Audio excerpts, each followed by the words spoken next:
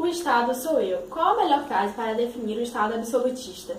É isso que vamos ver com esse trabalho apresentado ao Colégio Estadual Tales de Azevedo, no qual nós organizamos e trouxemos algumas informações para vocês.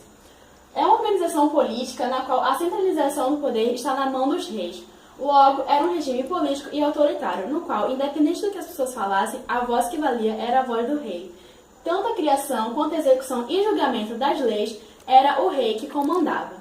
Mesmo que existisse conselho de ministro ou parlamento, estes órgãos não tinham poderes para pedir que a vontade do rei fosse imposta de forma autoritária ou violenta. A nobreza e o clero eram beneficiados pela forma de governo absolutista, pois o rei se associava com esses grupos sociais.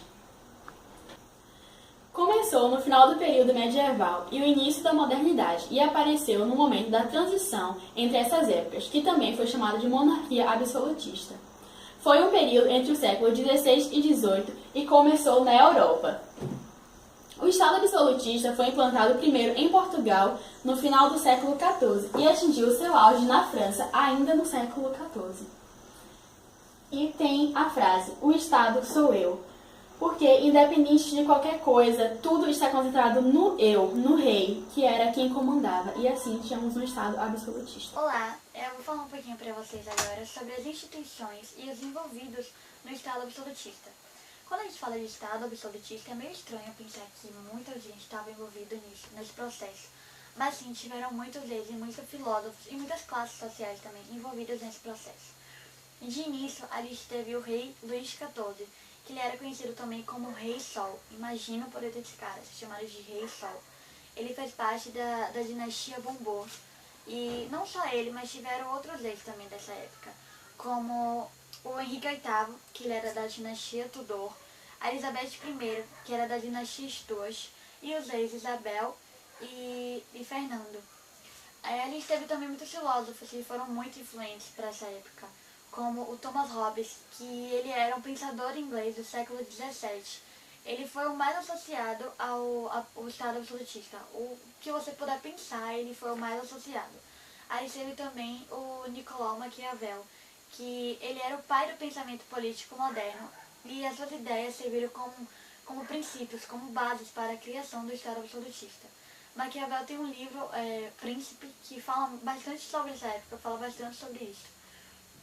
A gente teve também algumas classes envolvidas, como a nobreza, que muitas vezes era acompanhada pela monarquia, mas que era a monarquia era uma classe meio parasitária, meio parada.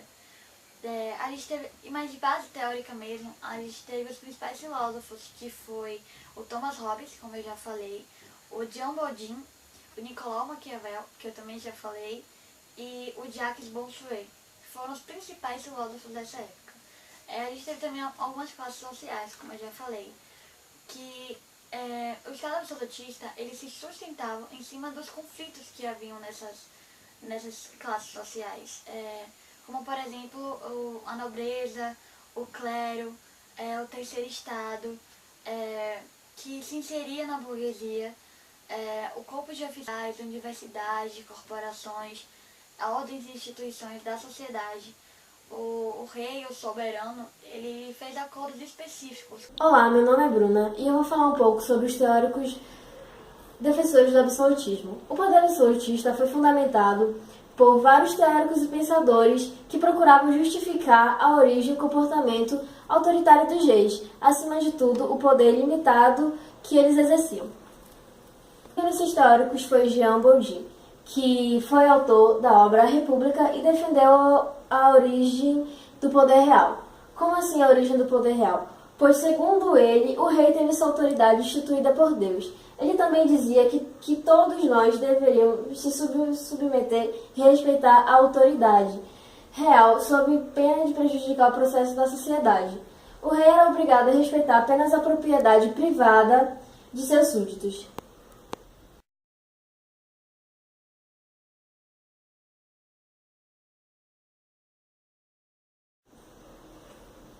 E o segundo teórico foi Thomas Hobbes, que foi o autor da obra O Leviatã, título que faz referência ao monstro mitológico todo-poderoso que governava o caos.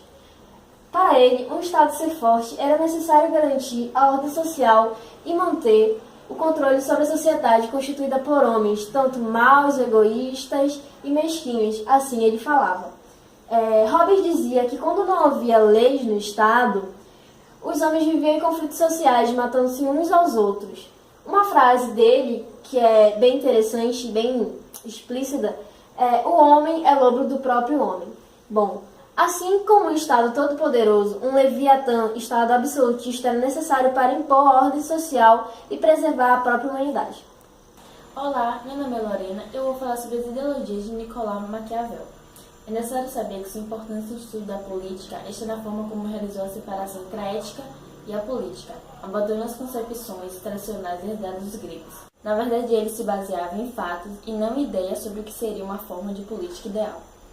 Em sua obra, algumas ideias mais práticas apareciam como nas condições nas quais se vive e não das condições segundo as quais se deve viver, causando assim uma reviravolta entre os intelectuais daquela época com o costume das velhas ideias da Grécia Antiga. Exerceu cargos do governo e isso contribuiu para suas ideias e observações de suas obras. Em uma das suas ideias era colocar mais hábeis religiosos para governar o povo, arrancando assim da maldade os homens e tornando-os bons. No ano de 1520, o historiador oficial da cidade-estado, nesse período, produziu algumas obras como A Mandrágora, o conto Befegó e seu principal livro foi O Príncipe. Uma curiosidade é quando ouvimos falar que uma certa pessoa é maquiavélica. Isso quer dizer que o indivíduo é inescrupuloso e não mede consequências. E aqui é uma foto de Nicolau Maquiavel. Agora eu vou falar sobre as ideologias de Jacques. Jacques foi um bispo e teólogo francês, um dos teóricos do absolutismo. Segundo eles, os reis recebiam poderes divinos para governar. Ele era um formulador de ideias favoráveis ao poder do rei, mesmo sendo religioso. Jacques estava tão envolvido com o absolutismo no reinado de Luís XIV que definiu aquele como ofensor da religião qualquer um que tivesse opinião própria.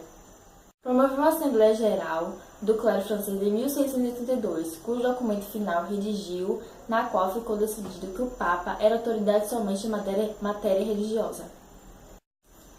Seu livro Política tirado das Santas Escrituras, de 1708, nele era desenvolvida a doutrina do direito divino, segundo a qual qualquer governo formado legalmente expressa a vontade de Deus e é sagrado e qualquer rebelião contra ele é criminosa. Assim, o soberano deve governar seus súbditos como um pai, a imagem de Deus, sem se deixar afetar pelo poder. E aqui está a imagem dele, e aqui é o livro. Olá pessoal, meu nome é Fernanda e eu vou explicar de como funcionava a política no Estado absolutista. O primeiro tópico que vamos falar é a ajuda da burguesia no processo de centralização política. O que ocorreu foi que no final da Idade Média, no século XV e XIV, ocorreu uma forte centralização política nas mãos dos reis. O que aconteceu foi que a burguesia comercial ajudou muito nesse processo, pois a interessava que o governo fosse um governo capaz e forte de organizar a sociedade. Portanto, a burguesia forneceu um apoio político e financeiro aos reis e, em troca, eles criaram um sistema administrativo eficiente, unificando moedas e os impostos e melhorando a segurança dentro dos reinos. E o terceiro tópico é o preço pago pela população pobre. Como assim? Naquela época, todos os luxos e gastos de corte eram mantidos em impostos ou em taxas, pagos principalmente pela população pobre. Esta tinha pouco poder político para exigir ou negociar. Os reis usavam seus exércitos com violência e força para reprimir, prender ou até mesmo matar pessoas que fossem contrárias aos seus interesses ou leis definidas pelos monarcas. Luís XVI, dinastia Bourbons, mais conhecido como Rei Sol, governou a França em 1643 e 1715, e Fernando e Isabel, que governaram na Espanha no século XVI. Como funciona a economia absolutista?